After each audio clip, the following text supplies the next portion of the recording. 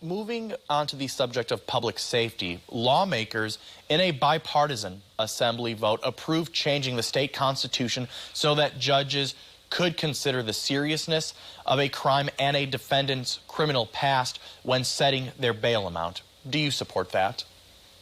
Well, I am open to bail reform, but the caveat I've always had is that it's important to that we have all parties involved in this discussion, and so I'm hopeful that that happens, and that's part of that resolution. I'm not in a position to say if I would, as a Wisconsinite, I would support that or not support it. But at the end of the day, my concern is that we react in a way that's proactive, but we also have to make sure that all people that are invested in this particular decision have some input on it. It's a big decision to make, and we don't want to make any mistakes where 2 years down the road we're looking at another constitutional amendment to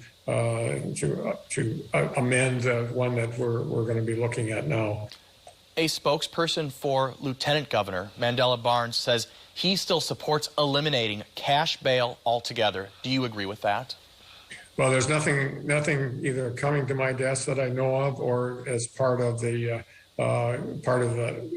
any resolution constitutional change that so I don't anticipate having to make that decision, and so I'm that's his position. It is not necessarily just for your how you think on it. My only position is that we have all the people at the table before we decide what is right and what is wrong. So right now you don't have an opinion on whether cash bail should exist?